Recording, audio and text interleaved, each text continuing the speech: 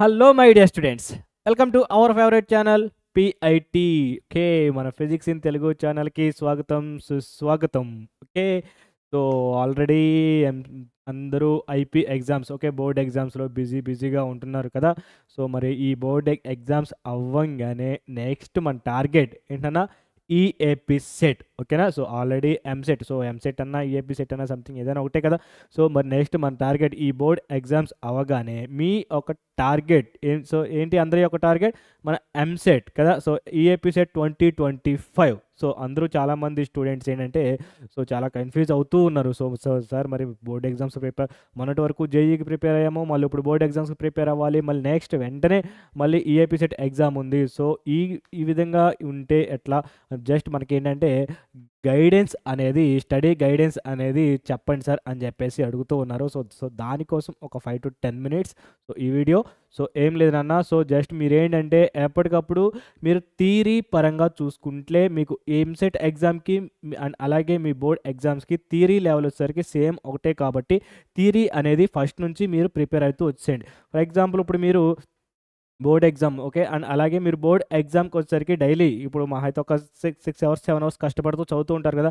So ఇప్పుడు మీరు ఏం చేస్తారంటే ఇవి మనకు వచ్చేసరికి ఒక డేలో మీరు 7 hours 8 hours, in case 8 hours మీరు చదువుతూ ఉన్నారనుకో, జస్ట్ 5 to 6 hours వచ్చేసరికి మీరు బోర్డ్ ఎగ్జామ్స్కి ప్రిపేర్ అవ్వండి.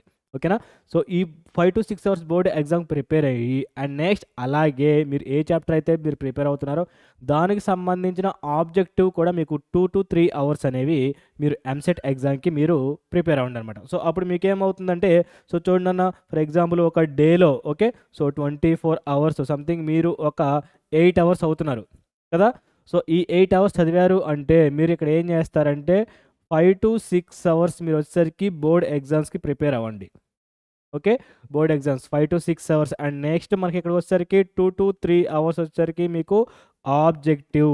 సేమ్ అదే ఏ చాప్టర్ అయితే మీరు ఇక్కడ థియరీ చదువుతున్నారో అదే, ఎందుకంటే ఇప్పుడు మీకు ఆబ్జెక్టివ్ నెక్స్ట్ మీరు ఆబ్జెక్టివ్, సో ఆబ్జెక్టివ్లో కూడా మీరు కాన్సెప్ట్ నేర్చుకోవాలి కదా.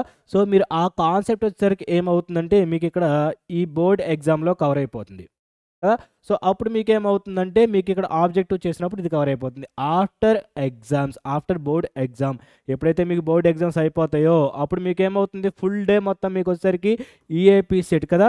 సో ఎంసెట్ ఎగ్జామ్కి మీకు ప్రిపరేషన్కి టైం అవుతుంది. సో అప్పుడు మీరు ఏం చేస్తారంటే just concept, okay, so concept వచ్చి జస్ట్ మీకు ఒక 1 hour జస్ట్ ఏదో రివిజన్ లాగా జస్ట్ రివిజన్ లాగా కాన్సెప్ట్ చూసేసుకోవచ్చు. ఎక్కువ టైం మీకు అప్పుడు మీకు ఏమవుతుందంటే పీవైక్యూస్, ఓకేనా, నెంబర్ ఆఫ్ ఎక్కువ టైం మీరు పీవైక్యూస్, ఓకే, ఎన్ని నెంబర్ ఆఫ్ మనకి పీవైక్యూస్ ఉంటాయో అన్ని పీవైక్యూస్ మీరు చేసుకోవచ్చు. మ్యాక్సిమం మనకి వచ్చేసరికి పీవైక్యూస్ వచ్చేసరికి లాస్ట్ 5 years పీవైక్యూస్ చేయండి అన్న, మీకు చాలా అంటే చాలా మోడల్స్ అనేవి మీకు కవర్ అవుతాయి. ఈ లాస్ట్ 5 years అంటే లైక్ ఇప్పుడు 25 కదా, సో 24, 23, 22, 21, 20, సో మ్యాక్సిమం 20 to 24 ఈ 5 years పీవైక్యూస్ చేయండి, మీకు చాలా అంటే చాలా యూస్ఫుల్ అవుతుంది. అండ్ అలాగే దానికి సంబంధించి concept based questions, model papers కూడా ఉంటాయి, ఎంసీక్యూస్ కదా.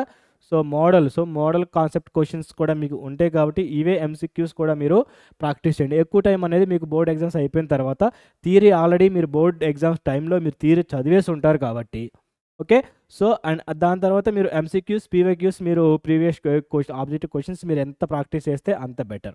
ఓకేనా, అది. అండ్ నెక్స్ట్ అలాగే most important topics, okay, so already నేను లాస్ట్ వీడియోలో చెప్పాను. సో ఏంటంటే మోస్ట్ ఇంపార్టెంట్ టాపిక్స్ అంటే highest weightage topics. So okay, so highest weightage topic ఏ అయితే ఉన్నాయో ఆ వెయిటేజ్ టాపిక్స్ అనేవి అస్సలు మిస్ అవ్వద్దు. ఓకే, అండ్ నెక్స్ట్ అలాగే మీరు చదివే ఏ టాపిక్ అయినా సరే ప్రాపర్గా చదవండి. ఆ టాపిక్లో ఉండే ప్రతి మోడల్, ఫర్ ఎగ్జాంపుల్ ఇప్పుడు మీరు చూసుకున్నట్లయితే ఫంక్షన్స్ కదా. సో ఫంక్షన్స్ ఓకే, మ్యాథ్స్కి వచ్చేసరికి ఫంక్షన్ నుంచి 4 marks అండ్ అలాగే ట్రిగ్నోమెట్రీ మొత్తం నుంచి మనకు వచ్చేసరికి 11 marks వస్తుంది. నెక్స్ట్ అలాగే వెక్టార్స్, ఓకేనా, సో మనకి వెక్టార్స్ మొత్తం నుంచి మనకి 6 marks వస్తూ ఉంటుంది కదా. సంథింగ్ ఎడిషన్ ఆఫ్ వెక్టార్స్ అవ్వచ్చు, అది ప్రోడక్ట్ ఆఫ్ వెక్టార్స్ అవ్వచ్చు, ఏదైనా కావచ్చు, 6 marks వస్తుంది. దీని నుంచి మనము సో ఓకే మీరు వెక్టార్స్ తీసుకుంటే సో ఈ వెక్టార్స్ నుంచి ఉన్న ప్రతి మోడల్, అన్ని మోడల్స్ మీరు కవర్ చేయండి. అందులో కూడా మీకు ఇంపార్టెంట్ మోడల్స్ ఉంటాయి. ఓకే, నెక్స్ట్ అలాగే మరి మ్యాట్రిసెస్, ఓకే, సో చూడండి మరి మ్యాట్రిసెస్ నుంచి మనకు వచ్చేసరికి 4 marks వస్తుంది కదా.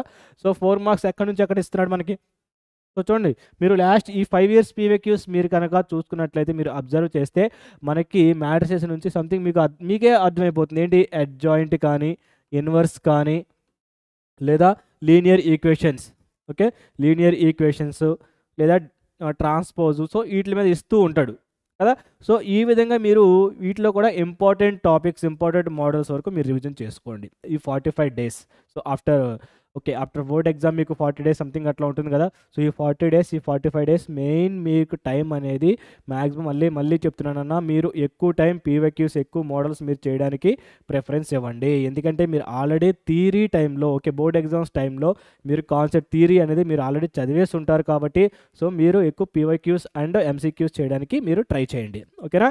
నెక్స్ట్ అలాగే మీరు చాప్టర్ పరంగా, ఓకే, సబ్జెక్ట్ పరంగా చూసుకున్నట్లయితే సంథింగ్ మ్యాథ్స్లోకి ఏదైనా సరే, మ్యాథ్స్ కానీ, ఫిజిక్స్ కానీ, కెమిస్ట్రీ కానీ ఏదైనా సరే ఫస్ట్ మీరు చేయాల్సింది ఏంటంటే ఈ హై వెయిటేజ్ చాప్టర్స్ అనేవి కంప్లీట్ చేసేయండి. Okay, high weightage chapter complete చేసినట్లయితే అప్పుడు మీకు ఏమవుతుందంటే లాస్ట్లో సంథింగ్ మీకు 1 మార్క్ 2 మార్క్స్ సంథింగ్ అవి ఉన్నా అంటే మీకు ఏంటంటే చాయిస్ కింద మీకు చేసేసుకోవచ్చు. ఓకేనా.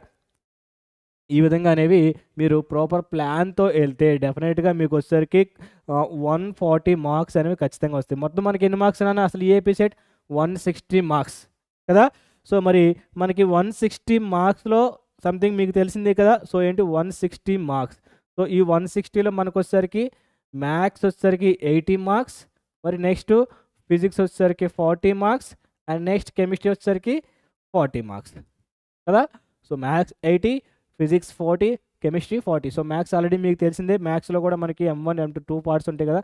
సో అట్లా విధంగా అనేది ఉంటుంది అనమాట. ఓకేనా. సో ఇందులో మీకు 160 కదా, మీకు 130 మార్క్స్ కనుక వస్తే డెఫినెట్లీ 1000 బిలో ర్యాంక్ అనేది వచ్చింది అన్నాం. ఓకేనా. 130 మార్క్స్, ఓకే, 130 ప్లస్ మార్క్స్ కనుక మీకు వస్తే డెఫినెట్లీ 1000 బిలో ర్యాంక్ అనేది డెఫినెట్లీ వస్తుంది.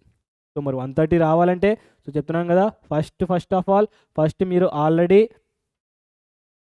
కాన్సెప్ట్ బేస్డ్ థియరీ 1 ఇయర్ నుంచి లాస్ట్ ఇయర్ మొత్తం చదివేసి ఉంటారు కాబట్టి థియరీ అనేది. సో ఇప్పుడు మీరు ఏంటంటే పీవైక్యూస్ మీద పడండి, అండ్ నెక్స్ట్ అలాగే ఎక్కువ వెయిటేజ్ ఉన్న చాప్టర్ అస్సలు మిస్ అవ్వద్దు. ఓకే. సో సంథింగ్ మీరు ఎట్లా చూసుకున్నట్లయితే మ్యాథ్స్లో వచ్చేసరికి మీకు ఒక 70 మార్క్స్ తెచ్చుకున్న, నెక్స్ట్ అలాగే దీంట్లో వచ్చేసరికి 30, నెక్స్ట్ ఫిజిక్స్ దీంట్లో 30. సో 130 ఈజీగా అవుతుంది మనకి కదా. సో మ్యాథ్స్లో ఒక 70 మార్క్స్, ఫిజిక్స్లో 30, కెమిస్ట్రీలో 30. సో 130 మార్క్స్ మనకి ఈజీగా వస్తుంది కదా.